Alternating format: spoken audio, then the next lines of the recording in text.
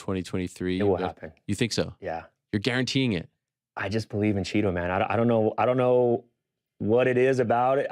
In my heart of hearts, like I tell my wife every night, I was like, he's going to be a champion in 2023. I feel it as well. I know it. I've always, I like you, but I've always loved you a little bit more because you kind of saw in Cheeto what I think we saw early on, where a lot of people were always kind of, are you sure? And I'm like, man, he's so green. Like he has such a high ceiling. And I think every fight you've seen that growth and that improvement. I mean, and he's got such a focus. Like I texted him last Wednesday night. I was like, hey, where are you? Let's hang out. And he sent me a video of him running Central Park like at 10 p.m. at night. He said, winning a world title. Wow. And I thought, man, never misses, right? Like he's always like, he's a legend. I've gotten those texts before, him running texts. Yeah, I told him one time, like, I'm going to post this. I'm going to share this when you win the title. Yeah. I love everything about him. How nervous do you get though? Because like you develop relationships. When DC fought Stipe for the second time, I felt sick to my stomach. I bet. You have a much closer relationship with these guys. How are you not like throwing up before these fights? I was telling David Taylor this and his wife because they asked me and I said, hey, when you watch fights, it's intense. When you know that person, it takes it to the next level. Like I get sick to my stomach. Like when I wear my Whoop, it like records it like I just ran 6 miles. Like it's like a 13.1 on it. And I'm like, my heart's racing. I'm sick. I mean, the answer to your question here, I think when that feeling goes away, it's time for me to walk. I think you should only do things in life that matter that much. It should matter that much, right? Like you should, I mean, someone that you represent is going out there and fighting another person. Like you need to care that much. Well, I love everything you're doing. I wish you continued success. Great stuff. Yeah. And please give Ed a raise. I mean, the guy is relentless. He never sleeps. I don't even know where he lives. Where does he live? In Canada. He's amazing. In Canada. He's amazing. That's fellow Canadian. There's the connection. There's the kinship. Yeah. Now I know. No, it's great. And the roster speaks for itself. So continued success. Thank you for coming in. And good luck this weekend. Thank you. There he is, Jason House, head man over at Iridium Sports Agency, doing incredible things. Over 300 clients in the UFC, Bellator, PFL. Love the business side of the game. Love talking to new managers. Great conversation. We'll be joined by Ash Belcastro of AP Sports Management later in the show as well. For now, though, in a moment, we're going to be joined by our next guest. This man is on fire right now. Had a huge win over Brad Riddell on Saturday at Madison Square Garden. He's all over Twitter these days. I mean, he is really coming into his own and has developed very quickly into, well, I say quickly, but he's been around, but I feel like we're seeing a whole new side of him. I'm talking about Renato Moicano, the Renato Moicano. He's like the Rock out there. Incredible stuff on Saturday, joining us now via the magic of Zoom. Hello, Renato. How are you, my friend? Very good. Thank you for having me here, Ariel. Thank you so much. Renato, where has this Moicano been? Where has this guy been? I feel like we're seeing a whole new side of you, and it's incredibly entertaining. And there's a part of me that wants to kind of ask you, like, why did you take so long to show us this side of you? Because it took a long time to learn English, It was very hard for me to speak English at the beginning, but in last couple of years, I have been trying to work on my English and like try to get better at it, So it's not perfect yet, but at least I can express myself the way I want, Oh my gosh. Who taught you how to speak English? Who taught me? Like I was trying to learn at the gym with my friends and other fighters, but in American Top Team we have so many Brazilians that is hard. So I start to play games like Call of Duty and all that stuff. So and I start to talk with people on the games, and I start to get like better in English. I don't know if it's better, but I get used to, So like I say, I know it's not perfect, but it's getting better. Now on Saturday, after your big win over Brad Riddell, great performance. I mean, you delivered one of the great post-fight interviews of all time, certainly of this year. But the energy, the enthusiasm, you were so fired up. Why were you so fired up? Why were you like? I mean, it felt like you had something that you wanted to get off your chest. Like you had a big chip on your shoulder. Why is that? Yeah, the things that I say, because like you say, I have been in UFC for fucking like almost 10 years or more. I don't even remember how long I have been in UFC, and I was never treated with respect. So I have to go over there, make statements and tell people how I feel. And I feel like that way I want to I'm just angry at that, and I want to fuck everybody up. You know, I want to fight everybody, and I want to show everybody how good I am. I think that's why I speak like that.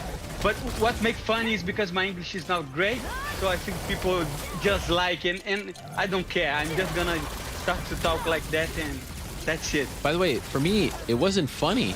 It was amazing. I loved it. I loved everything about it. I loved the fire. But let me ask you, you say you felt like you didn't get the respect that you deserve. From who? Who wasn't giving you respect? Like, I think UFC, right?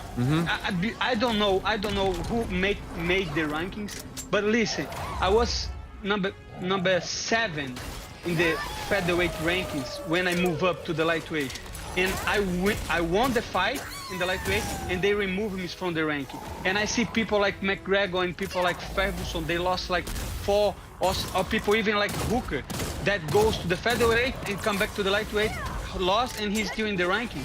You can check it out. I was number 7 after a win, and they didn't rank me up. So I feel, but this is my fault. This is my fault. It's not UFC fault. You know why? Because I didn't talk, because I didn't show myself.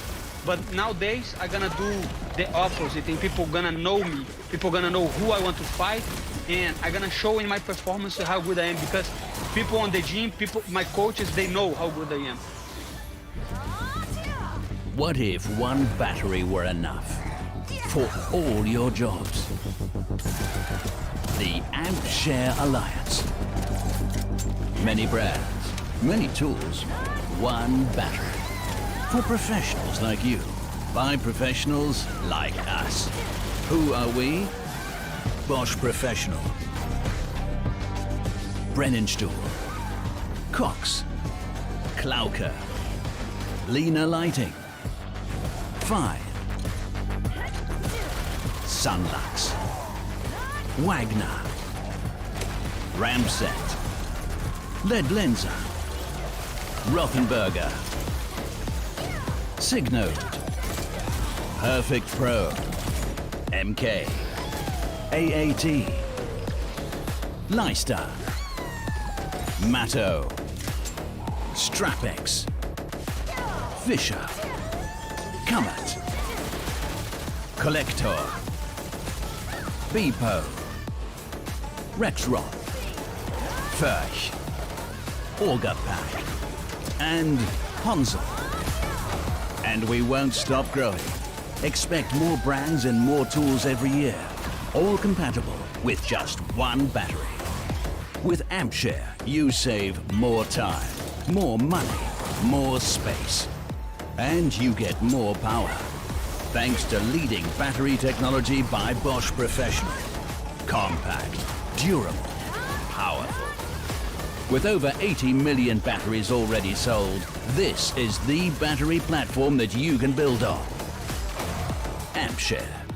Are you ready to share the power?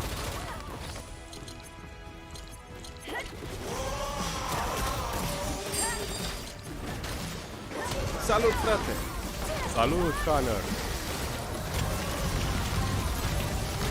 Ca de obicei? Da, vreau ceva special. Vreau să arăt ca un investitor. Investitor? Eu investesc cu XTB. Și eu investesc cu XTB, mai ales în perechi valutare. Perechile valutare sunt interesante, dar mărfurile sunt de fapt adevăratele investiții. Oh, mărfuri. Eu prefer acțiunile. Hei! Eu sunt adevăratul investitor.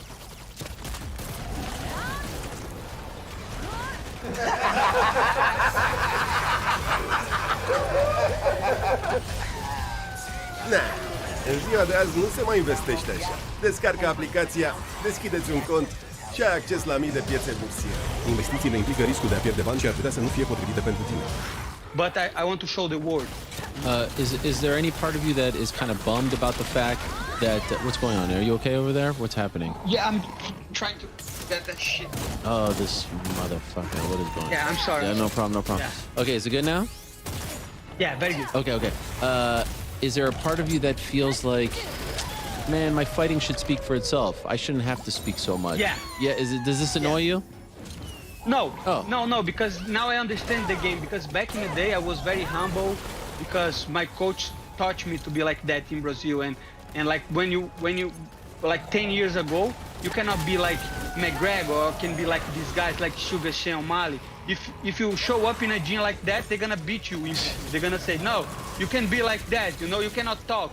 So we as Brazilians were not able to talk and to be like cocky. I don't know how to say that, that's exactly like you respect. But this is just entertainment. People like to see that. So so now I start to beginning understand that, and it's all about the money. So I want as much as people watching my fights and want to follow my career. So I will be myself, and I have to go over there and beat these guys, you know. So it's a package. You have to be able to do everything, you know. Moicano wants money. You want money. A lot of money, not only money, a lot of money, big money. Are you underpaid right now?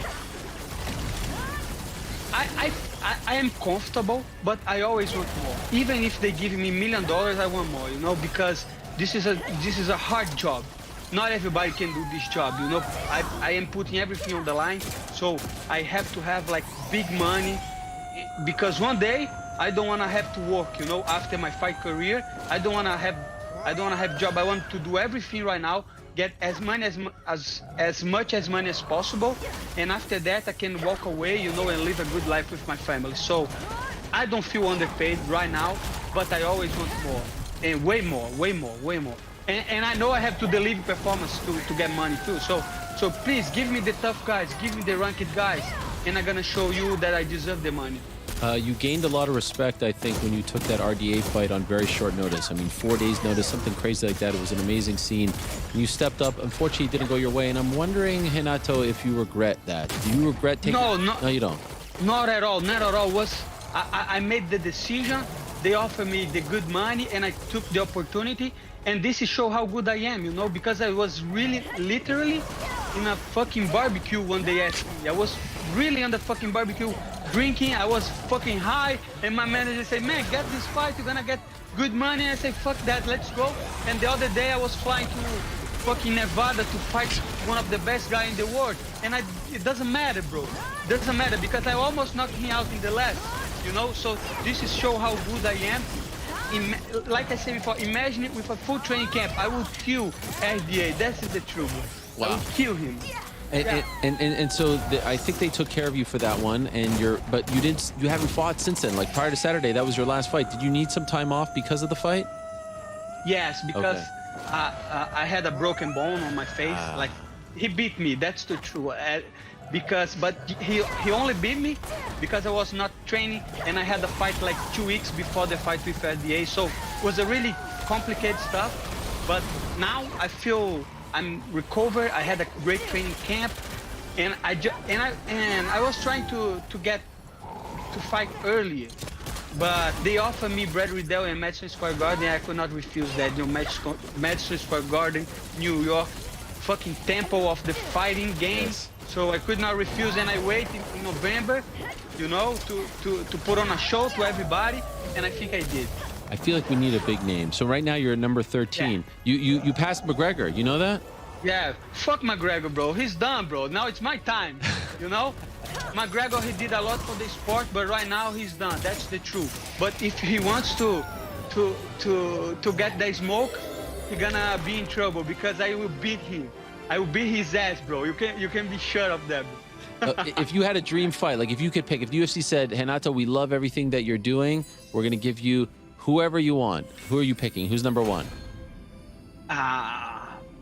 Fucking McGregor, of course. I want to fight him, bro. But I don't think he's gonna accept to fight me, especially because I think he's going to 170 or something like that. He look big right now, but if they give me a fight, it will be McGregor or Islam Makhachev, of course, because I want to be champion, and I want to be a billionaire. I want to be a millionaire. I want to make money. So what better than be the millionaire? And sure. Fucking McGregor has the money. Moicano wants the money. McGregor had the money, so why not do that fight? That's good. Can you do me a favor? Can you always refer to yourself as Moicano? Like always refer to yourself in third person, please. This will be big for you, my friend. It's like The Rock. Of course. You're like The Rock. You know The Rock? He referred to himself in third person. That's you. This is what you're doing. It's amazing. Crazy. Yeah. Moicano wants the money, baby. That's it. Moicano wants the McGregor fight, Moicano wants everything, you know? And I'm gonna put the work to beat this guy up, bro. That's the truth, because I have been doing this in ATT. You can ask everybody. I have been running, wrestling, kickboxing, jiu-jitsu, everything, because I don't have time to lose, you know? And I only have a certain amount of time. So this Sure. is the time. This is the best version of Moicano, and this is the best version of my broken English. But fuck that, I don't care. It's perfect. By the way, Moicano, isn't Moicano a nickname? Yeah. Uneori, întâmplările neașteptate ne aduc împreună.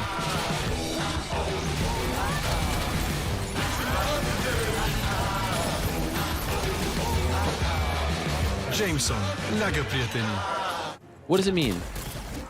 Means like Mohawk. Mohawk. Because Mohawk, yeah. Why? Because when I was like a kid, I think I was 10 or 9. I was really young, and my father made a bet with me. He said, "You don't have the balls to do the Mohawk and go to the class." And I say, "I do." And like he gave me a couple money, and I did. And when I went to the school, everybody started calling me Moicano. Your And father after that, made this bet with you? Your dad? my father. Jesus. My father is crazy, bro. If you know my father is fucking crazy. Why is he crazy? No, because he's such a funny guy, and he's like, he always supporting me in everything, in fighting, everything. And he just loved, like, he always wanted me to be like different, to do whatever I want, you know. And that's why he always supported me to be a fighter. And like, I don't know, I just love my dad, and he's fucking crazy. Where does he live? He live in Brazil. Okay, and does he go to your fights? Is he able to? Only one time. Oh. And the only time that he went to my fight, I got knocked out to Jose Aldo. So he doesn't want to go to fights anymore. He say, "No, fuck that, bro. I cannot handle that." You know? By the way, they should put you on the Rio card. Are you going to be on that card? I'm not sure, because it's like January, right? Yeah. January is Too soon. Too close. Too soon. But I mean, you took a fight on 4 days' notice, 2 weeks after your last fight. What do you mean too soon? Yeah, so 2 months. yeah, that's why I'm talking about. If they offer me good money, I will, 100%. But the money has to be right. The money has to be right. Yes, of course. Now, why are you asking people what your nickname should be if you already have a nickname? No, because like I like Moicano, but I'm asking because everybody starts to calling me like Big Money or Moicano. I was just joking. I'm not gonna change my nickname. I'm not gonna change. Okay. Was that a joke? And what about your beef with EA Sports? What's going on over here? I mean, they're disrespecting you as well, EA Sports, Yeah. right? What's yeah. happening? Did you see the guy? Yeah. Man, my fucking character is clapped, bro. He doesn't look like me. Look, man. We're showing the picture. We're going to show the picture right now. Show the picture. Here's the picture right here. You don't think it looks like you? You think it's a bad? No. No. Look the eyes, bro. Look the fucking eyes. Looks like I smoke weed or something, bro. No. You don't smoke weed? No. You just said you were high at the barbecue. Drinking beers. Oh, okay. Sorry. Okay, drunk. Now, what does clap mean? I've never heard of this term. What does that mean? I don't know, but people say in the games all the time, I think it's ugly, but I don't even know, to be honest with you, brother. Well, at least you're in the game. Some people aren't even in the game. Yeah. No, but I'm really happy to be on the game. You know, the moment that I discovered that I was in the game was the second happiest day in my life. Wow. Because I never thought that I never thought I would be in a fucking game, bro. That's fucking amazing. You know, this is crazy. But if they can update my photo, would be better. You know, put some new tattoos, and my eyes doesn't look like that. But I'm still happy because I'm in the game. Wait, you said second best day of your life. What's the first best day? Maybe the third, because the first day was when my son born. The second day was they called me to be on the UFC. It was fucking incredible. I remember till this day. And 100% the third day was when I discovered I was in the video game, and I played the video game and it was me. That was fucking crazy. I was so happy. I spent 1 week laughing of happiness because I never thought I would be in a video game. So I'm in the UFC game. I'm really happy. But please fix that character. It's clap. It's clap, bro. It's clap. Clap, bro. Come on. Yeah. By the way, Come on, bro. I'm God. where were you when you got the call that you were in the UFC? I was watching. We say when UFC call me, right? Yeah. I was watching UFC 100 knockouts on Combate. Do you know? Yeah, of course. Yeah. Combate, the big Channel. television network channel in Brazil, and I was watching the biggest 100 knockouts in the UFC, and they call me and they say, "We have a fight for you in 1 week," and I say, "Of course, you don't have to pay me." No. My first fight, I said, "Don't need What? to pay me. I don't give." Yeah, the first fight in UFC, I say to my manager at the time, I say, "UFC doesn't need to pay me. I just want to fight in UFC," and that was my mindset before, you know, because I was just thinking about to be on the UFC and all that stuff. But I was so happy that I say, I don't wanna, you guys doesn't need to pay me, but they pay me anyway, so I was God. happy. God. And now you're all about the money. Now you want to get paid even more. All about them, yeah, all about Come them. I on. think because I went to America, and in America I started to learn that time is money. And Yes. You have to make money to have time. So I learned about money a lot. In Brazil, we don't think in money like that. It's crazy. In America, I started to learn about money. Capitane, am terminat de scanat întreaga suprafață și prindem toate ofertele. E drum liber până la Carrefour. Secund, de ce crezi că i-am pus antenă 5G lui Aurel? De Black Friday până pe 4 decembrie ai Tigaia Walk Carrefour Home la 69,90 lei și set vezele Trianon luminat 19 piese la 129 lei. Carrefour. By the way, I noticed that you also said that the Yair Emmett interim featherweight title is a little bit funny. What did you mean by that funny? You know what I mean? It's because it's not look like, not disrespect for both, you know, but Yair, he win a fight against Ortega by injury or something. Yeah. And Emmett was a tough fight. His last fight was like not a domination. I just don't feel they are champs, you know? One of them gonna be champ, but they don't feel like maybe paper champ, you know what I mean? Okay. Because Volkanovski is so good, I think he represents the featherweight division, you know, a true champion. I think Volkanovski is a true champion. Like, an interim belt with Yair and Emmett doesn't look good for me. Okay. You know, to be completely honest with you, I don't feel they're gonna be champions, and they're not because it's interim titles. But even though I think it's not a good fight to make, you know, like interim belt of the featherweights. I don't know if you understand. No, I understand 100%. And so I'm wondering, so you just came off the win over Brad Riddell. I like the idea of you versus Hooker next. Go after the next CKB guy. What do you think? No, that's the fight to make. Everybody knows.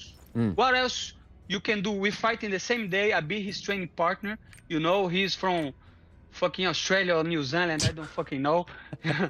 he's fucking from far away from here, bro. Yes. So I don't know. It's the fight to make, right? He's number 11. We fought like in it. the same day. So this is the fight to make. Everybody knows. Everybody knows. Now, let me ask you, what if they say they want to do this fight in Australia, in Perth, in February? Are you down with that? Yeah, I would, but I have to see because I want my coaches to be with me. And my coaches, they are in, I think they are in green card process, so they don't have the documents to travel. So I think this is gonna be hard. So maybe we can find a fight here in America. I think here is better. And the other thing is, America is better than Australia, and America is where is the money at. You know, the money is at America, and I don't want to have to pay taxes on Australia too, or New Zealand. I don't know. So this fight, we have to make this fight in fucking Las Vegas or New York or a big city in America. That's what I feel. Okay. But this is up to UFC, not up to me. But I'm waiting for a contract. But the fight to make is Dan Hooker for sure, 100%. Okay. What do you like to spend your money on? You know, back in the day, I just used to save money to buy a house, and I bought the house. So nowadays, I start to like watches. So I bought some watches. Oh. And, you know, I bought this watch. Oh, wow. Beautiful watch. It's beautiful, yeah. How much is that? Yeah. This is like a couple $1,000. Come on. Is this smart? Don't waste your money on No. this stuff. No, it's not fucking smart, but you know what? You know what? You have to look good too, bro. I know. You have to live your life. You have to live your life. So I'm spending a little bit of my money. Not much, but sometimes I like to have nice things. Yeah, of course. Jewelry. I see you have some jewelry there. You like to spend on jewelry? Okay. Yeah. Little bit. Yeah. Not much. And the more money you make, the more you can buy, but you have to be smart as well, right? Because you don't want to waste all your money. No, I don't want to waste. And like I say, I don't want to be a fighter who needs to fight to get money. You know, I think this is the worst case scenario when you're like old and you don't know anything else, you know, because I just know how to fight. But imagine when I'm in 40, 38, 39, something like that, and I don't have the money. I have to go over there and get beat to get money. That's not good. So that's why I like to save money too. And every month I buy like index funds, you know. So every month I buy a little bit. Yeah, I like to buy index funds like SP 500 and some mutual funds too. Wow. So so because like I say, I start to learn about investing because nobody told me that in Brazil. I didn't know shit about inflation and economy. So nowadays, every day, I reserve a time to go to the internet and search for courses and stuff. So I'm investing my money too. And you do this on your own, like you're just teaching yourself. Not teaching myself, but I have another friend that is like he has a major in economy and he like to buy stocks. But like I say before, I'm not comfortable to picking stocks because I don't know shit about stocks. So I buy mutual funds like SP 500, some index funds with high dividend yields and that kind of stuff. So I go with the safe bet nowadays, but I feel more I start to understand that I'm gonna put a little bit of risky stuff like crypto and all that kind of shit. Oh yeah. You don't need that stuff. And your manager, Orn Hodak, very smart guy, Jewish guy. They know a lot about money, the Jews. So you should listen to him. A lot about money. Yes. Jewish. Yeah, and he started to say, hey, you're looking more Jewish every day because he has. You just talk about money and you love free shit, so you fucking Jew. Yes, that's perfect. And I love Oren. Oren, you should talk to Oren. He's a very nice guy, and I learn a lot. Yes, yeah, he has a very impressive client roster as well. I talk to him all the time about the likes of you and Kevin Holland. Just signed Terrence McKinney. So many guys that he has on the roster. KO reps. Is there any part of you, Renato, that feels like, man, if I would have spoke like this 5 years ago, I'd be so much more popular. Like I wish I would have learned English earlier so that people could have seen the true me come out. I wish, because I back in the day, I fought with Jose Aldo. Yeah. But people still doesn't know who I was, you know, because I didn't talk and I was like trying to be humble and trying to be like low profile and after that, I did the main event with Korean Zombie. Didn't play out good for me, but still, I didn't take advantage of the promotion. But nowadays, I'm gonna be loud and I'm gonna be myself and I want money. Savurează pur și simplu. La Lidl ai tort cremos cu frișcă la doar 26,99 lei și pate cu ficat de gâscă sau rață la doar 11,99 lei. Lidl.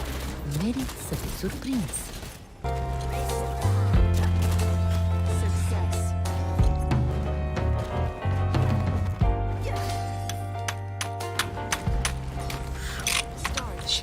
Cine va lucra, doamna, tastatura asta, că nu e... Altceva. Salut, eu sunt Costel și sunt combinator de meserie. Bun, hai să mergem în următorul decor, că e mai... Altceva. Am făcut frumos, cu pajiște, cu boscheți, cu nori, cu... To have nice things and money to invest in fucking economy and stocks, and I want to be set up for life, you know, and I deserve to have a good life because I put in the work. Every day I go to the fucking gym, every day I try to study about money, and every day I try to be the best version that I can be. So I deserve that money and I'm going after the money, you know? I love it. I love everything about this, Moicano, and I need you to keep referring to yourself as Moicano, okay? Never say... Moicano? Yes. Wants money. Let's go. This is tremendous. Congratulations, my friend, on the win. Incredible stuff. Parabéns. Obrigado for the time. And great to have you on the show. I'd like to have you on more often, so please come back, okay? Man, this is a huge honor for me to talk with a guy like you that have a fucking huge audience. Everybody loves you, and I love to talk about MMA. So when you need me, just let me know, and I'm gonna be here 100% to talk about fights, to talk about money, and Hooker. Okay. Be careful, my friend. Be careful and sign the contract.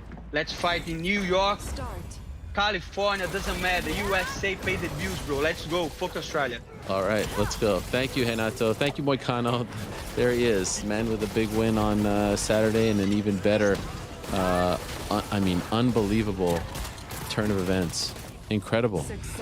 What an amazing interview. Yeah, what an amazing interview. I mean, really incredible stuff there from Renato Moicano, and truly one of the, the best characters in the game right now. That post-fight interview was unbelievable.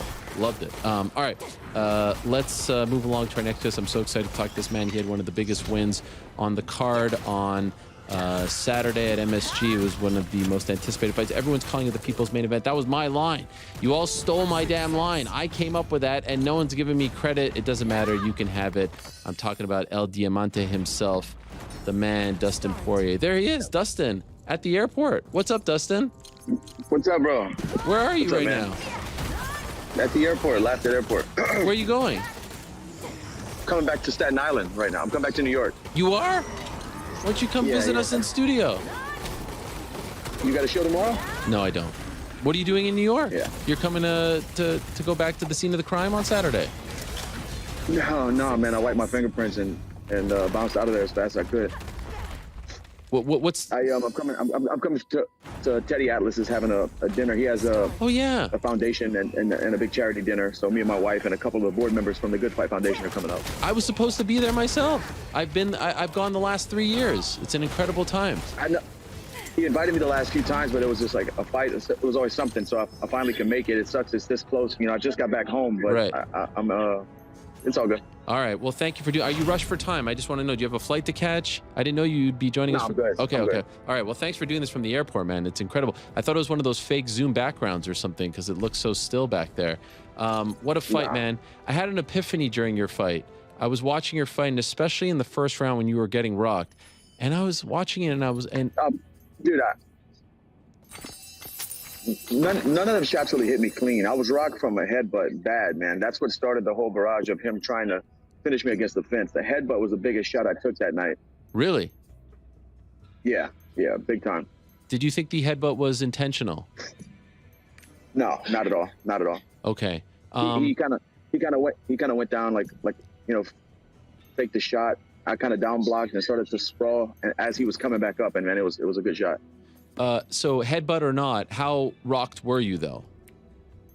I was really hurt. That's why immediately I went back to the fence in the first round to kind of use it as a crutch.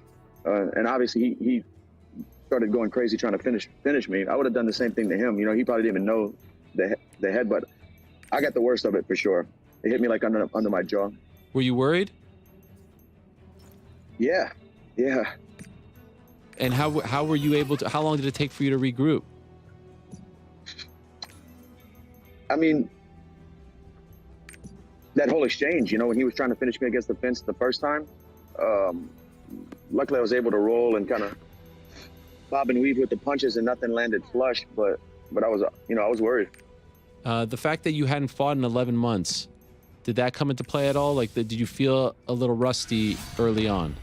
No, it's the opposite for me, man. When I take these long breaks, like before the Hooker fight, even the Max fight in Atlanta, when I have those long breaks, I want to fight. It's a good feeling. Really? Why? Because you feel refreshed? Because when I'm in the locker room, like I can't wait to get in there and the bell to ring. I can't wait to fight. All fight week, I just kept thinking that to myself. I can't wait to do this. Speaking and not that it's not that, but sometimes like it's more of a I can't wait to get this over with, rather than I can't wait to get into it. You know what I mean? Your relationship with him, did that come into play at all? Meaning, you can't wait to get in there because, like, this one, I don't know if personal is the right word, but perform. Anybody could have been standing across. Okay. I can't wait to perform. How would you describe your quote unquote relationship with him? Like, it just felt like there was like you know how I described it? Like there was just like some professional friction there. It's not like you guys despise each other, but there was definitely some tension between you. How would you describe it? It's a fight. Of course there's gonna be tension, you know? Of course there's gonna be tension. We're gonna try to hurt each other. That's what I was saying all week.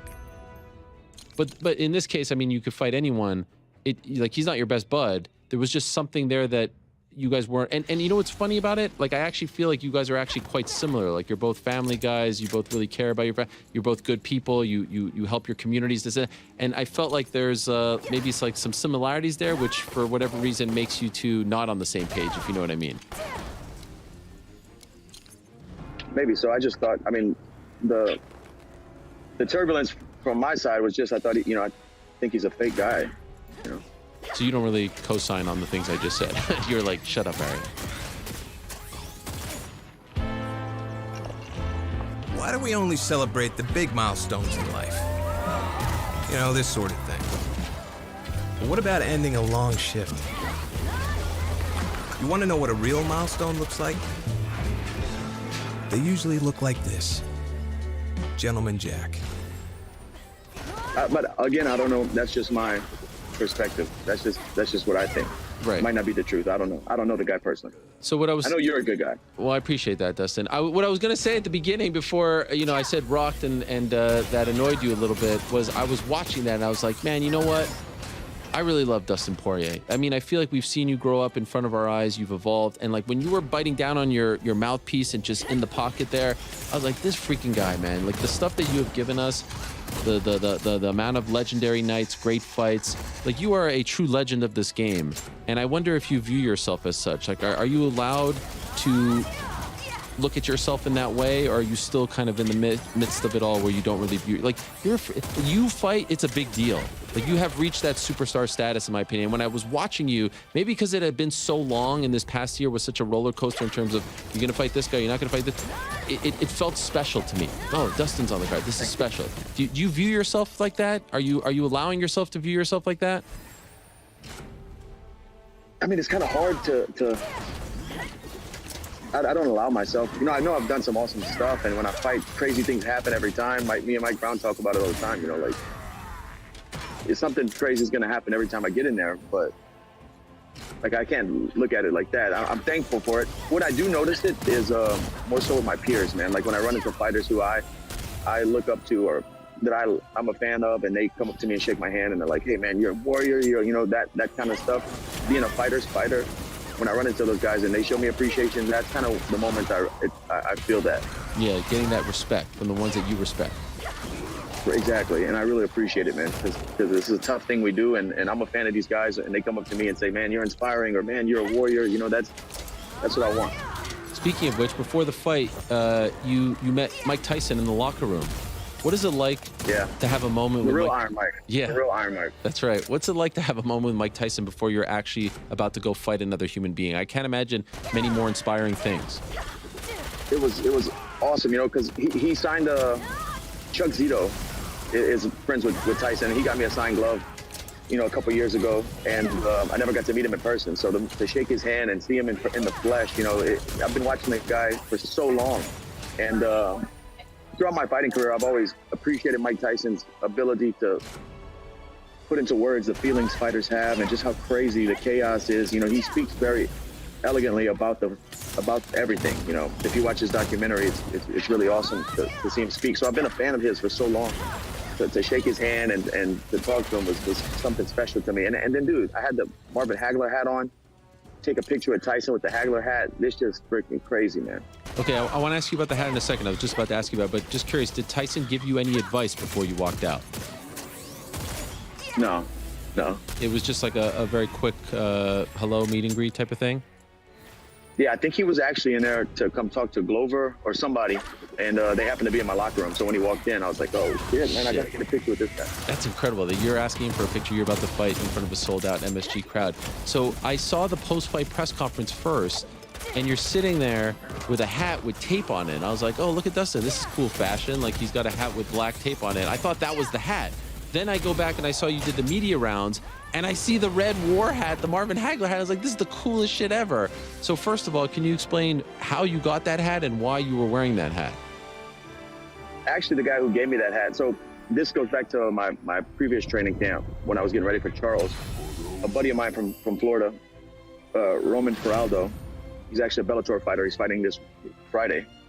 And he had the hat on. He was in the gym sparring and stuff. He had the hat on. That compliment. I was like, bro, I'm a huge boxing fan, obviously. The Hagler hat's amazing. Where'd you get it? He goes, I'll get you one. That was last training camp. So at the beginning of this training camp, after sparring and stuff, he came up to me and he just had it in his bag. And he said, I got you one. I told you I'd get it for you. And I was like, bro, I'm bringing this to fight week. I'm wearing this on fight night. This is it. Incredible. Now, why did they make you cover it up? I don't know. Maybe they thought it was like a company. Maybe, obviously, they're not boxing fans. Yeah. Did that annoy you? A little bit, but it's all good. It's iconic. I mean, like, it's just. Yeah, but like the people working behind the scenes, it has to be Venom or unbranded. Right. And they might have thought the war was actually a company, not just. But I don't know. Okay. I don't know, but they maybe put a piece of tape on. Have you rewatched the fight? Yeah. First round, I thought, DC and company, they were praising him for this. I actually thought, who am I? But in retrospect, I thought when he had you, quote unquote, rock, he went for the takedown. I actually thought that helped you out. I thought that was a mistake on his part to go for the takedown. Do you agree with that? Yeah, it let me recover. Yeah. Were you surprised he did that? Were you like, oh shit, this is great? No. I didn't want to be taken down, but looking back on it, hindsight, maybe it's a good thing he did. But that's just instincts too. He was probably in the fire. He was in a firefight, adrenaline pounding, and he's a hell of a wrestler. And you go back to instincts. Were you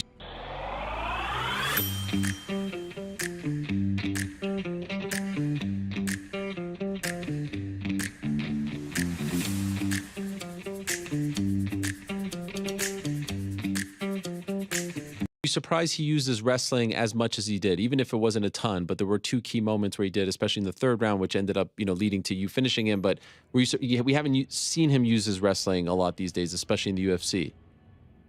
I thought him speaking fight week, saying, I'm not here for another fight of the night fight. I thought he was going to wrestle more than he did, actually. Oh, wow. Interesting. Okay. Now, there's the two key moments that people have talked about a lot. And just for the record, I want to just make clear. Do you think he blew his nose on you on purpose? Dude, I don't care what the fuck the guy says in interviews or the guy he's trying to portray. He 100% did. He 100% did. Did you say anything to him in that moment when it happened? Yeah. When I was elbow, I was calling him a nasty motherfucker. That's what I kept telling him. I can hear him blow his nose. He did it hard. Let me tell you this. If you go back and watch the replay of the blood falling out of his nose, yeah, it was leaking. It might be broken, whatever. But when he got it lined up where he wanted it, those huge globs that come out, that didn't fall out. He forced them out. And it's fighting. It's war. Just like the hat said, it's war. I've done it to guys before. I did it to Joe Duffy in Vegas when he shattered my nose. I was trying to bleed on his eyes and throw elbows. It's just fighting, but don't lie about it. Okay. And then the other one is the fish hook. Do you feel like he did that on purpose? Yeah. And what does that feel like? I mean, it doesn't hurt, but the leverage you get on that grip, he had his fingers like on my top teeth where my mouth guard is. So he kind of tried to get my neck up to lock in the choke. It's a lot of that. The leverage you get from gripping that is hard for me to keep my chin down, Has that ever happened to you before in a fight? No.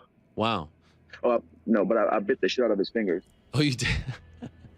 Yeah, but I had my mouth guard in, so only my bottom teeth could get him, That's right. Do you think it worked? No, he didn't even try to pull it out when I bit. Wow. How long was it in there for? Would you? Dude, what's I don't know. I'm not sure about that, but like in the moment when I was biting down on his fingers, I kind of like stopped biting, like, oh shit, what am I doing? Like, it kind of reality hit me. I'm like, well, what the? I'm glad I bit him, but like, what? It was just like an instinct. Well, in the moment when he's on top and the blood is pouring on your face, I mean, is that like the grossest moment of your MMA career. I don't know if there could be anything grosser than that. Like there's a guy's blood just, it was like a faucet on you. Yeah, no, I love that stuff, man. You love that? You were happy in that moment. Yeah, like talking about fighting, like when I say I don't love this no more and stuff like that, that's a lot of the outside stuff. Yeah. That I'm speaking on. That stuff is why I still fight, because I love that. I love that uncomfortable. It's just a crazy place to be in. What is it about it? Like, can I understand why you would love just that? It's just so real. Nothing in the whole world stops. Nothing else matters but this moment. And I don't know. I don't know how to explain it, but it's uncomfortable. It's very uncomfortable. But I love that uncomfortable. A lot of these fights, man, I might need, not even be better athlete, better technician, but I'm just okay with being uncomfortable, and I out uncomfortable these guys. Every fight is uncomfortable, but I know it is for them as well, and I like that. It's a weird thing to try to put into words, but that's what I still love that about fighting. That's what keeps me in love with this still. Do you think you were always like that, or is that something you developed over time? I think I was always like that, maybe settled into it over the years, but I was always like that. Wow. And then, by the way, when you go to the back, like when you take a shower, is there blood like in your ear all over the place? Like what's going on? Yeah, I was still cleaning blood out of my ears yesterday. Come on. Yeah. Holy crap. Yesterday? Yeah. That was Tuesday. Yesterday. Oh my God. And you like that? I mean, that's kind of gross. No. What were your shorts like? And did you keep the shorts? My hand wraps were completely drenched. They stink now because it's been a couple of days. But shorts actually weren't that bad. Didn't have a whole lot of blood on them. I keep the stuff because I'm going to auction it off. Right. All right. So what was the cause for this particular fight? For, every fight usually have a cause for the Good Fight Foundation. What was this one going to? We kind of did a dual goal. With this one, we're going to do 500 meals, a family pickup, first come, first serve, 500 full meals. So a ham, bread, greens, and a big pan to bake it all in for families in Lafayette who need it. And we're also going to do Christmas presents for kids at a women and children's shelter here in Lafayette, Louisiana. Wow. Okay. And so you'll be auctioning that stuff, and all that, the proceeds will go to those charities. Yes, sir. That is incredible. So you get the win over him. And by the way, just curious about the finish there. Can you explain, like as an expert, he takes you down and looks like it's going to be this emphatic slam, but you're able to maneuver it to a point where now you're in the dominant position. Yeah, I kind of had an angle on him before he picked me up. I was trying to kind of, butt drag him and get around to his back before he lifted. But dude, I got to say, the position he lifted me in, he's so strong. Like his legs, back, and ass is so strong to lift another man in that position. High crotch lifts are pretty easy because it's more of a balance thing. But when you're squatted down, he was almost doing a split and lifted me from that position. He's got some serious, power. Wow. And so how were you able to use that to your advantage, though? I kind of landed a little bit on my hip and trying to get an angle, but then he swung around to my back. And I mean, just doing this for so long, grappling, I knew that leg was coming. So I kind of had my hand waiting for his leg to try to put the hook in. And as soon as it touched me, I whipped it off and he kind of fell off. Incredible. I love that moment that was caught on camera of you telling him that you were afraid to fight him, but like a healthy afraid. And I'm wondering why you said that to him in the moment, because clearly, like, you called him a dirty MFer and you weren't happy with some of the stuff, but why give They didn't catch the other stuff before. That was like the second time we spoke right after the fight. Oh. We spoke immediately after. And dude, he's just such a freaking fake dude. What did you say the first time that we didn't catch? I walked into him and said, hey, respect. I think I might have, it's kind of blurry in the moment. But a couple things I know for sure. I said, you're a nasty motherfucker. I told him that. But I said, this is my house.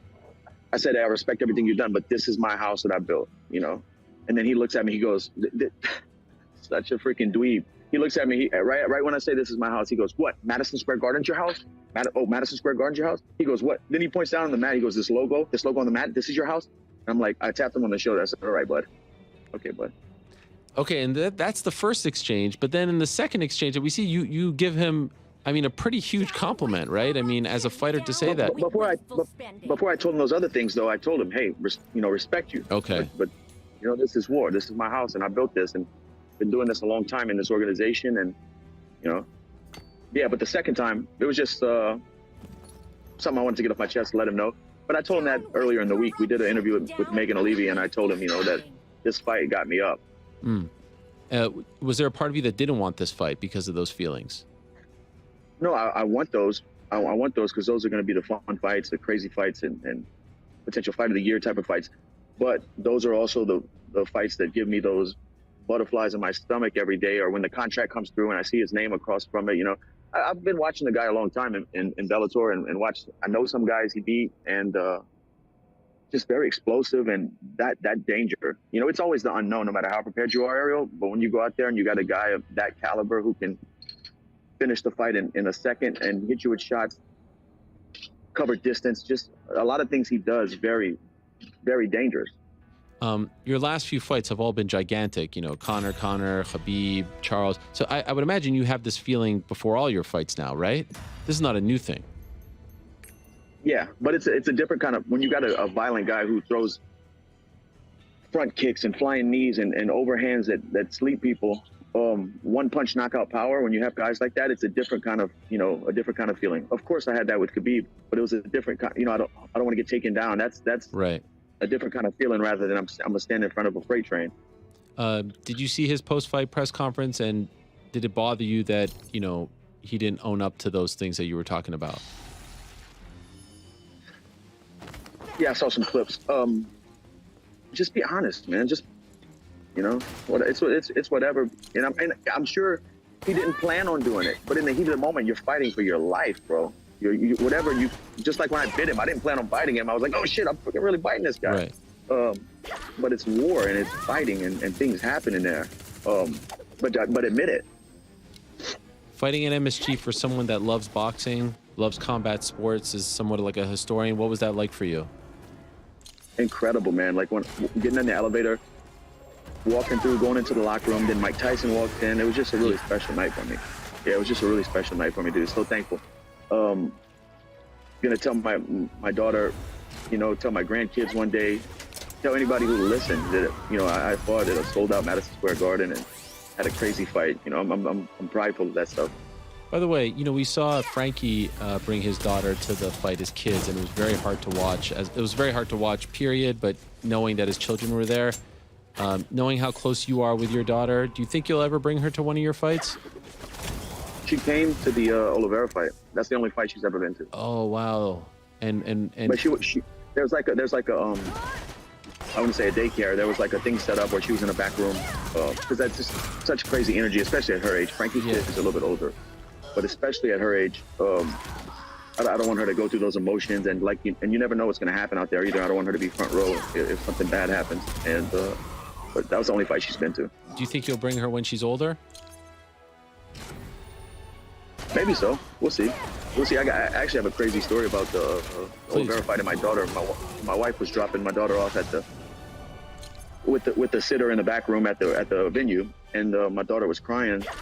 My wife's like, "What's wrong, baby? What's wrong?" She goes, "I'm sad because Dad's gonna lose tonight." What? She told that to my wife. Yeah, she told that to my wife like hour before the fight, 30 minutes before the fight. Wow. Why do you think crazy. she said that? I don't know. Damn, she was right, but I don't know. Do you think like it was because she saw Charles and was worried for you, or she had this? Did you? I don't think she doesn't look into it that far. Maybe she just had some feeling. I don't know. But it's crazy that happened. When did your wife tell you that? Like how? I'm sure she. After the fight. Yeah, after the fight, but like the night of. Yeah, of course. Jay, did you tell me that the night of or the next? Yeah, no. She said when we got back home. Yeah, and did you ask your daughter about it? No. Oh man, that's kind of heartbreaking. I'm happy you didn't find out about it before the fight. That would be, kind of... Yeah. Me too. Wow, I didn't know they had a daycare in the back at the UFC events. Who knew? Well, they have like a sitter and some to help with kids and stuff like that. Right. Okay. So what is this? Someone at the beginning of the show asked me, what does this win get Dustin Poirier? Like, where does this put him? Is there a chance you're fighting next for the belt? What do you think? Now you've had a couple of days to process it. it's a gigantic win, and you're not that far away, and all of a sudden Charles losing opens everything up for you. Where do you think this puts you right now? Dude, I don't know. I have no clue. I don't know what's gonna happen next. What do you want? I'm gonna enjoy the holidays. I don't even know when I want to fight again. You know, I might not fight till summer, honestly, because my daughter's in school and I don't want to leave her again. This last camp was a little bit different because she's in first grade. So I did 2 weeks in Florida by myself. My wife and daughter came for a month, and then I finished out camp the last 2 weeks by myself. And we had to get a tutor. We had to, you know, speak to her school so she wasn't marked absent, get her on the same curriculum. It was just a lot of, you know, and I don't want to move my daughter around like that while she's in the middle of a school season. So we'll see. I don't know. Would you ever? I haven't been contacted by the UFC yet about potential matchups or anything like that, so I have no clue what's gonna happen. What do you want? Big fights, fun fights. What about the winner of Islam and Volkanovski? If the time, yeah, I mean, I do want to be undisputed world champion. If the time matches up, then for sure. When you saw Charles lose, were you like, holy shit, there's now a path once again for me to fight for the belt? Yeah, it opens up doors and makes new matchups and things like that. But I always knew there was a path back to the belt, even if Charles would have had the belt. Dude, I can do anything I put my mind to. I knew I could climb that mountain again.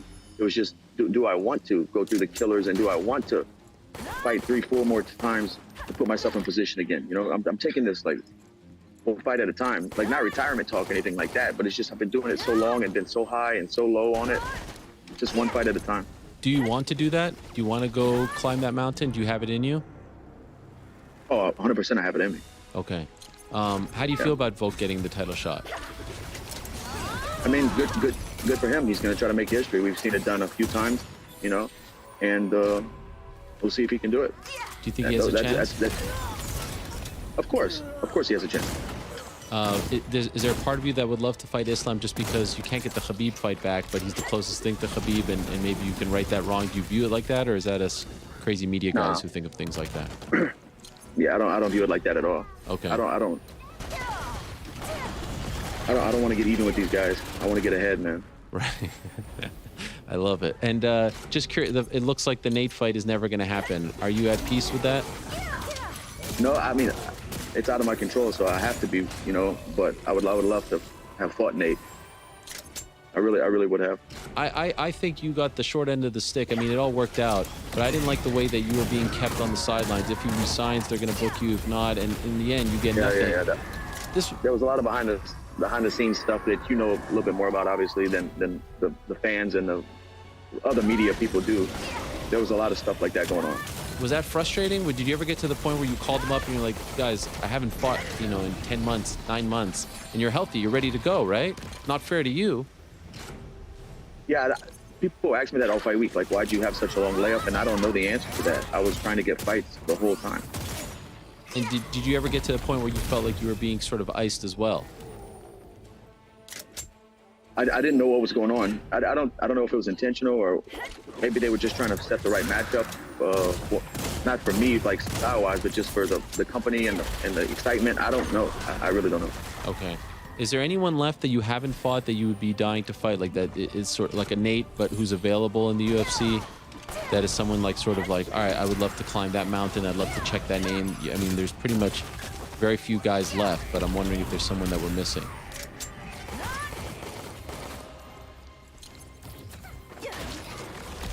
I don't know, man. I completed the violence triangle with finish Gaethje, finish Eddie, finish Chandler. It's amazing. You know, but I'm sure. I mean, there's a bunch of fights that would be crazy matchups. I just don't know a name right now.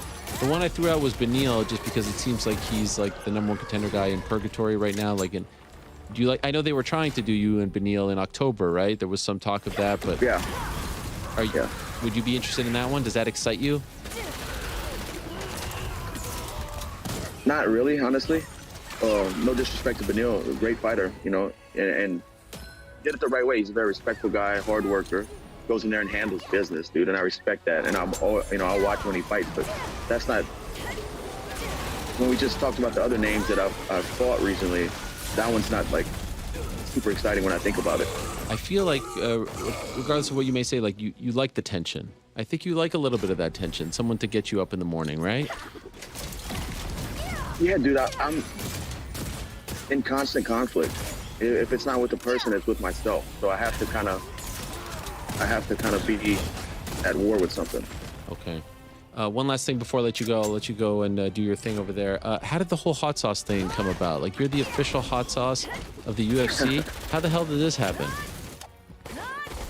It's been a long process. You know, been a few months of back and forth talking about doing it and trying to get some deal points right. And I have a great team, man, with the sauce.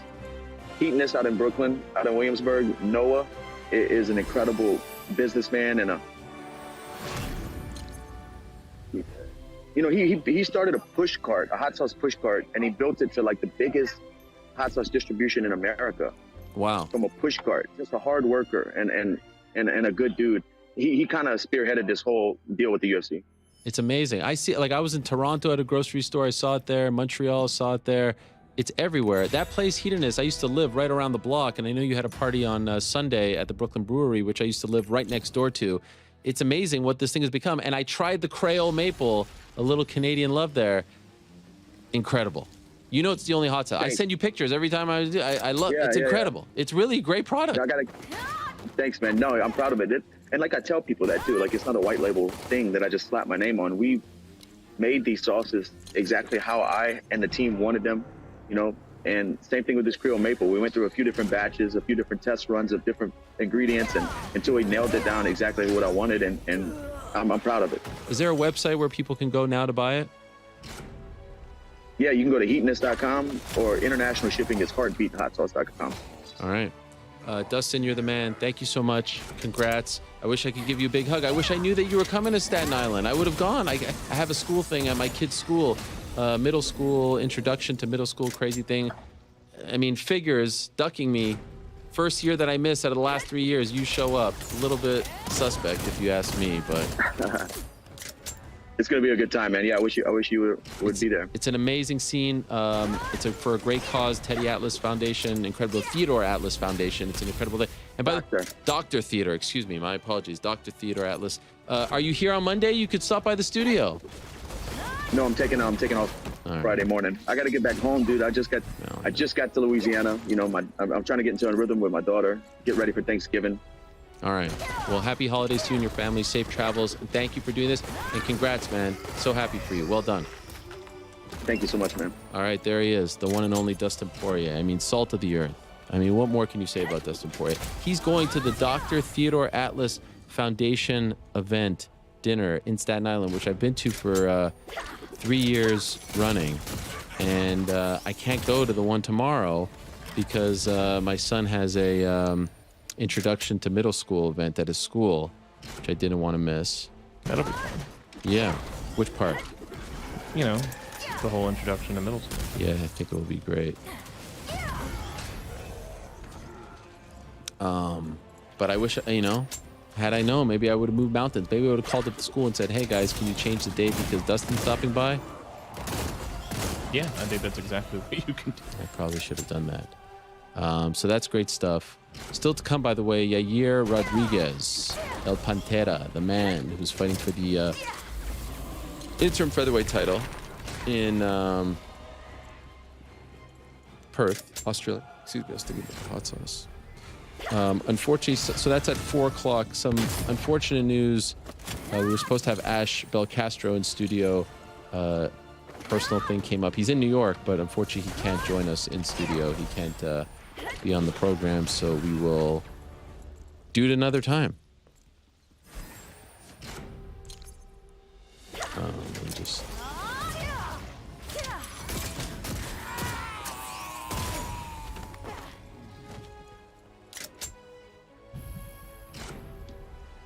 All right, we do have to make some picks, and I have to answer some more questions, so we do have plenty to get to before we check in with Mr. El Pantera. By the way, GC, you tried the hot sauce, yes? Oh, yeah. That's an understatement. What happened? Did I miss something? Oh, you didn't see him do that? I didn't see it on the thing. Oh, yeah, I had to take a shot of the hot one and the normal one next. Why? because I took Poirier by KO, and that did not happen. So I said if he doesn't knock Michael Chandler out, I said if he loses, I'll take a shot of the KO. If he just wins by decision, I'll take a shot of the normal one. He won by submission, so I felt like that was like a middle ground. Okay. It didn't go down easy. Yeah, it was pretty scary. It was mixed. Yeah. It was scary. I'm just it was never not scary. I handled it like a champ. I've seen somebody try a hot sauce, but like a whole shot glass worth of. Oh yeah, it was a big. How big was the glass? Oh, it was a full size. Almost shot. 2 ounces. Now is this the KO edition, which is the crazy one with the ghost pepper? Yeah. And the regular or the Creole maple? And the regular. Wow. I started feeling heartburn just watching. It was worse than I expected it to be. I can't lie. Wow. Thick hot sauce. Damn. The ghost pepper. I can't even have the ghost pepper. I mean, I'm pretty, It conservative. tasted great, and now I got leftover bottles that I get to put on my lunch while I'm here. Oh, it's tremendous. It's absolutely tremendous. What is it about Dustin Poirier? How can we verbalize this man who says that he's happy when he's getting blood poured on his face? I mean, like what? The way that he delivers that too, Yes. he's so smooth about it. It's just like, you're happy doing that. He's just like, yep. It does, like he's very no nonsense, right? And I say, like I legit love that guy. Like I love that guy. He's on my Mount Rushmore. He's just like the coolest dude. He's up there with Cheeto in the sense, to me, like there are certain guys who come across as truly happy in their own skin, happy with their lives, happy with their families, happy with their careers, they're content, right? There are certain guys who are in that spot. Cheeto's one of those guys. Dustin's one of those guys where you're just like, this dude has had to scratch and claw his way to get to this point. It hasn't been easy. And I've always said this about Dustin. And I don't know if you've seen it, GC. Have you seen the documentary Fightville? No. You really have to see it. It's about Dustin? It's about Dustin Poirier, but it's about Dustin Poirier, the amateur. This documentary crew just happened to pick him. It's like total luck. It would be like Hoop Dreams. Remember that show, that documentary? Have you ever seen Hoop Dreams? No. How old are you again? 28, 29? 29. Hoop Dreams? I'm surprised you haven't seen Hoop Dreams. Busy guy. Have you seen Hoop Dreams, Frank? Absolutely not. Anyway, Hoop Dreams is a documentary where they follow these two high school kids. It would be like one of those kids becoming a huge star in the NBA. They just happened to follow this kid from Louisiana named Dustin Poirier, and he became Dustin Poirier. Dustin freaking Poirier, right? It's an amazing documentary because you see him in this very, very small house with nothing to his name, trying to make it. I'm pretty sure his wife is in it too because they've been together forever as well. It's an amazing documentary, and I think that is why we have such a great appreciation for him, because it's very rare to see someone from that early stage in their career, right? And then see them graduate into what he's become now. And do you agree with me? Do you agree that like he fights now and it's like, wow, this is a superstar. This is one of the 10 biggest names in the UFC right now, right? Poirier? Yeah. Yeah, I mean, I think he's got a massive fan base too. And the fact that he always delivers exciting fights, like he says. He's like, I don't know what it is, but it's just always crazy when I fight. Yeah. Yeah. I can agree with that. Fightful's great. I'm looking at it on IMDb right now. It looks amazing. It looks really well made too. Oh, it's a great film. We have the director. This came out in '94, by the way. That's one Wait, year after I was born. You've never seen movies since what? Since '96? What? Oh, the trailer for this looks phenomenal. Oh, it's a high-level doc. Yeah, it's big, and they follow another guy who never really became anything. Albert? Yeah, I don't remember his name. It's been a while. Wow, I mean, that just proves it right there. It's great, and it came out, I'm gonna say 2012. 2011, close. Yeah. Casey says Fightville is a legitimately good documentary, not just an MMA doc. There you go. No, it's great. My favorite scene from Fightville is him cutting weight and struggling while watching the Food Network. And he said that he likes to do that when he's suffering while cutting weight. And then he buys like a bunch of candy and just has it ready for after the weigh-in. And I remember seeing that and being like, wow, that's super weird. It's a good strategy, right? If you're starving, do you want to watch like people making cakes and stuff like that? But is it that much more rewarding when you're done? I guess. But like when it's Yom Kippur and I'm fasting, I'm not watching the Food Network. I don't want to watch like people making pizzas. It's going to make me more hungry. But that's just me. That's just me. I wonder what they do with him next. Beneil Dariush? I really like that Beneil idea. Yeah, but I mean, respect for the honesty, right? Yes. Doesn't get him excited. Doesn't get the juices flowing. So didn't he say in the post-fight presser on Saturday that he liked the idea of that? Yeah, but he was. I guess, you know. Yeah. You come on the Hawaii show, then you keep it real. Eye off the win, yeah, and then you come on. Them telling him to put the tape on the hat is whack. I like that side-by-side picture. Let me see who else. Dustin versus... Yeah, there's not a lot of choices.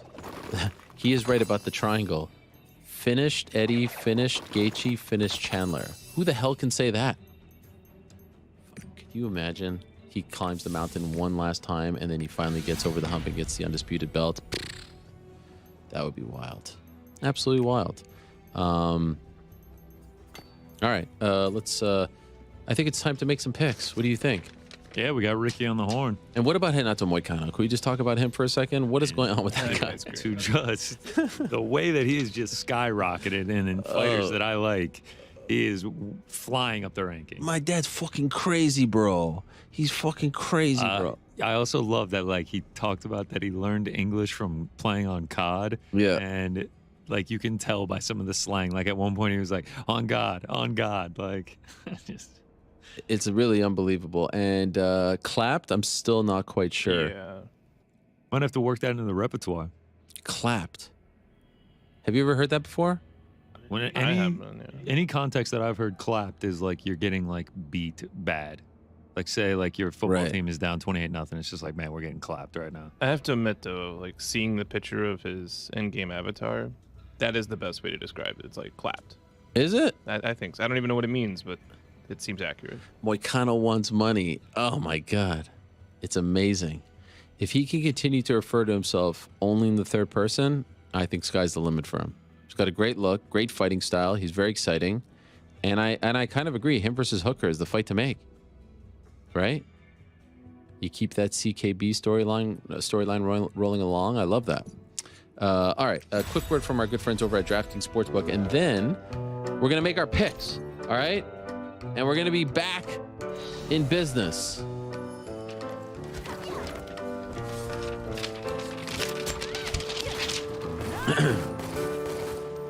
The NBA action, my friends, is just getting started at DraftKings Sportsbook, an official sports betting partner of the NBA. The music's going up, so I'm getting nervous. New customers can make any $5 NBA pregame moneyline bet, such as Knicks over Jazz last night. Big win for the Knickerbockers in Salt Lake City. And guess what? You get $200 in free bets if your team wins. Plus, everyone can team up and earn up to 100% boost with DraftKings stepped-up same-game parlays. Go to the DraftKings Sportsbook app, place a same-game parlay, and combine multiple bets like which team will win, total rebounds, total points scored, and more. Download the DraftKings Sportsbook app. Use the code THEMMAHOUR. Make any $5 bet this week and get $200 in free bets if your team wins. That's code THEMMAHOUR only at DraftKings Sportsbook. All right. I get money. I get money. I get. Copyright right there. I love the fact that we always go to New York Rick. He's always in the same spot, always wearing a black shirt, and I feel like it's just like we get beamed into his life for 20 minutes, and then he goes where back. Else would I be? And what else would I be wearing? I mean, this is it. Well, it's always. I mean, maybe I'd be wearing this. What is that? Oh, wow, that is big. I'm not gonna wear it. But I am gonna give a shout out to Ray and Momo who gifted that to me. Oh wow, legends. Shout out to Ray and Momo. By the way, I'd love to see the backdrop. Like, what's going on behind you? I think there's a reason it's blurry. No, what do you mean? It's just like a opened up couch. Oh, okay. Nothing. There's literally nothing interesting going on behind me. How many black shirts do you own? There's a closet. Can you take us to the closet? In the range of, I mean, no, because my cam is like secured on top of the thing, but in the range of 30, 35. All the same brand, all the same size? Not all the same brand. Like they're all some variation of like Hanes, but some are like clima cool, this or that, or some, you know what I Some mean? Like faded, there's some- kind of differences. You've got Yeah, your some are older, some are exercise, newer. You dress up, your work. What No, there's no circumstances where the black T-shirt isn't What like detergent do you it's not use? based on that. to keep them alive? Downy? I don't know. That's more whatever's available. The wife buys that. Is there any part of you that just, you know, like sometimes you want to spruce it up, a little color, a splash of this? Nope. I have eliminated decision making from that equation every single morning. It's great. Saves me time. Not interested. Wow. I think Michael What is Crichton that? did What the is same that, thing. Steve Jobs or something? Yeah. And by the way, you weren't Smart people do it. You weren't always a black shirt guy. No. Used to mix it up all the time. When did that? Wasted too much time. When did it change? Not Wow, you really deliberated over your outfits. a few years ago. Yeah. Right. Is it a pandemic thing? No, I mean, you know, it's not even the deliberation as much as now you have to have, you know, all these things in your closet that you're never going to wear, and you're picking this and you're shuffling through this. It's streamlined, simple. There, bin of black shirts, grab it, go, done. Oh, you don't Every even day. hang them. You keep them in a bin. Yeah, no, I mean, they're not, yeah. What am I going to hang them? you for? hang your Black t-shirts? t-shirts. Yeah, you hang t-shirts? Hey, you want to My nicer T-shirts I hang. I hang You t- hang? What? I mean, If like it's black wrinkly, t-shirts. just steam it or something. I fold my t-shirts. Fold them and put them on a shelf. Depends on the level of quality of the T-shirt. Wow. Do you dry but clean this your is the- t-shirts?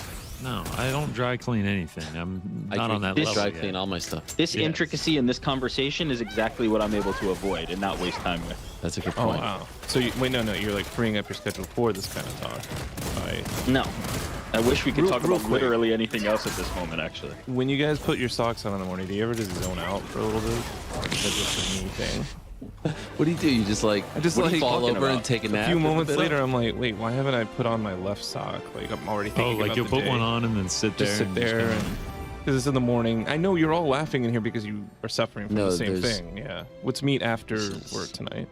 We can Wow. all talk about it. Frank, There's- do we have to have an intervention for you? What Is is it? something going on? What, Literally what happened to is- me earlier this week where I was like, damn, that was a long time I wasted putting those socks You on. put on your sock and then you zone out before putting on the second Just one. start thinking This about what I need to do happens for the often? day. and- Frank is 100% the kind of guy who takes a shower and puts his socks on first. What do you mean? is that a Before he feeling? gets in the shower? No. Gets out of the shower. Oh, the very first thing. Yes. he puts on Very is first his thing? sock. You're 100% that guy. Admit it. Admit it, Frank. not There making an cannot be admission. anyone out there that does that. Oh, yeah. Serial killers like Frank. What the very first thing is the socks? I'm gonna try it just to see if it feels. It's putting a brutal image in my head. But it's hilarious. Yeah. Jeez. Comes down for breakfast. Tracy's there making breakfast. Just No. socks, nothing else. He puts the one sock on, one sock, 'cause zones I'm out, still and in then the puts the other zone. sock Yeah. He's just standing naked in the bathroom, putting on his second sock. So All what's the right. picks? By the way, I'm so happy Ash didn't show up so that we can have this conversation. This is way better. Yeah. Uh-huh. All right. Fightful, great documentary. Fightful's tremendous. Recommend. Yeah, Please. right. By the yeah, way, back to Fightful.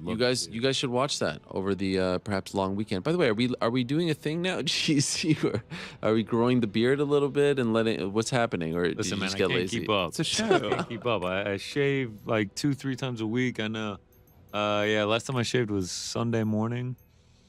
It's- 5 o'clock shadow. And did I ask you this already? When it's over, do you start fresh, or because I think it'd be kind of cool to let the beard grow and then try to catch up to the mustache. That's what I'm gonna do. Oh, that's yeah. sick. That's sick. Starting on like December 1st, we'll let the beard catch back up. That's sick. November 31st. What'd you say? No, I think I said December December 1st. 1st. Oh, okay. I thought you said November 31st. Yeah, you're always pushing that November 31st narrative. Somebody check on Ariel. Is it out of there? It That's is his favorite pretty thing out to there. do. It is Yeah, I'll pretty do out that on November 31st. All right, guys, how we feel? We're gonna get back on track. Lot to choose from. Feel good. You said it, not me. All right, let's go. All right, let's randomize this order here. There we go. Machine's running slow today. Ariel, you get the honors. Oh yeah. Ariel followed by Frank, followed by Rick, and I will bring up the caboose. Okay. Perfect. I'm cool with this. Let me pull up. By the way, can I Can I go with Invicta FC50? I mean, big show for them, 50th anniversary show. Not anniversary. Well, is it a 50th anniversary? No. I don't think the odds are going to be out. Yeah, I see some. As excited as I am for Invicta, they are not going to be on DraftKings Sportsbook. So Talita Bernardo? No. All right. I'm going to Bellator 288. All right. Not even one, huh? Still no respect for one. It's not on DraftKings right now, unfortunately. This is crazy. Though they did release odds. Christian Lee, Slight Baby. Oh, just one fight? No, that's not on DraftKings. Odds in exist general. in other. Got it. Okay, we're looking at a couple here. Just let me make sure. I mean, again, we said let's just go with the easy win. Let's just keep it simple, stupid, right? Like we're just not trying to reinvent. I love it. I want it to be negative this week. I want it to be a minus money 4-leg parlay. Can I break the fourth wall for a moment? Wait, what fourth? Okay. Before the show, Eric, I think you were on the thread. GC actually sent us 4 picks, like basically saying, "Can you guys just go in this direction so you don't f this up?" See, how did you feel about that? Listen, you guys don't have to follow him. I said, "Here's a couple picks." Yeah, but this is the first time you've done this, by the way. You've never done this. Now that you feel that, if we go with it, now it's all on GC, so the pressure is off and it all falls on his shoulders. Well, actually, one of the picks was Frank's. The two of us talked about our picks, and then we were like, it was weird. It was like, hey guys, we've thought about this, we've talked about it. Let's just go in this direction because it's all. And so I will go in that direction. One of the picks on the list that you gave us was Mr. Nurmagomedov, Usman Nurmagomedov, going for the Bellator lightweight title against Patricky Pitbull. I'll say the Nurmagomedovs get another belt around their waist on Friday, which will be nice for me. Nice for me, you know. Pressure's off come Friday night. Yeah.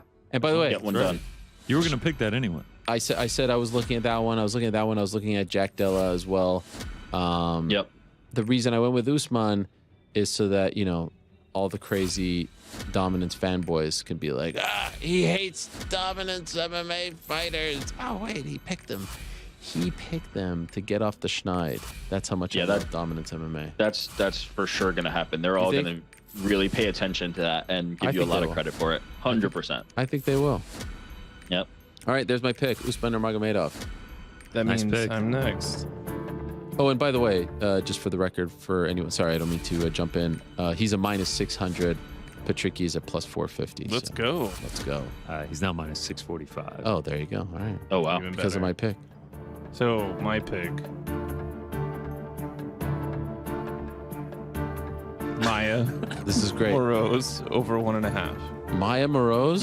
Who's that? I'm not familiar with Maya Moroz. Jennifer Maya versus. Oh, Marina got it. Moroz over 1.5. Oh, we're doing the over 1.5 stuff? Yeah, I mean, they didn't GC say that one feels pretty good, I'll be honest. All right. That one feels pretty good. Frank presented it to me, and I started to make a face, and I was like, over 1.5. I didn't start to make a face. I was very nervous. How do you feel about it? What is it currently at? It was at minus 700 earlier. It's still minus 700. Nice. I mean, this is a chalk soup we're making here. I I'm gonna love take it. out a second mortgage for this one. All right. That brings us to Rick. Ariel already hit. Easy one. Jack Della, the man. Been very impressed with his UFC runs so far. Easy pick. That it was going to be, but for my two top ones, it was going to be between Usman and Jack Della. What's his nickname again? He has a great nickname, and now I'm forgetting it. It's like, you guys know it? Jack. I don't, because I've only referred to him as Jack Della. No, he's been on the show. JDM. Hey, he talked about it. Yeah, he did. And now I forget what it was. It's like something. It's something Italian. Don't have it. All right. Fine. Let's see. It's not as good as Moicano. Yeah, I don't see it. No. It's not even on Tapology. That was a Help Money exclusive. But yeah, I mean, the guys look sensational in the UFC. Sensational against a guy in Danny Roberts that was picked apart. Look, Danny's a good fighter, but Trinaldo he's hit or last time. miss. Yeah, he's hit or miss. But Jack Della, I believe. All right, You let's told me round this thing before the out. show that you were really excited about Jack. I've been excited about Jack. Love that guy. All right. So, and he is minus 520. Minus 500. Yeah, minus 520. Oh, 520. Okay, I thought you were saying minus 520. Yeah, minus 520. You said What is 500. going on? You said 520. Yeah, I said 520. You at said first. what? Yeah, I said 520, and then you said what? And I said minus 520. Yeah, it's just weird. All right. Somebody help You want him. me to drop the Please, and? somebody get in Do you there want and me to help. drop I the thought the end was weird. I thought the end was weird. Okay. The and would Oh. normally mean a decimal point, right? So 5. Oh no, and I'm a strong and. Yes. Oh, really? Yes, he's Is that minus grammatically 5. incorrect? a little bit, but 0.20. we still knew what you meant, except for. Oh, thank you to the YouTube chat. Don Giacomo. That's his name. Oh yeah. Ah, But legend. now, wasn't that kind of I feel like who was it?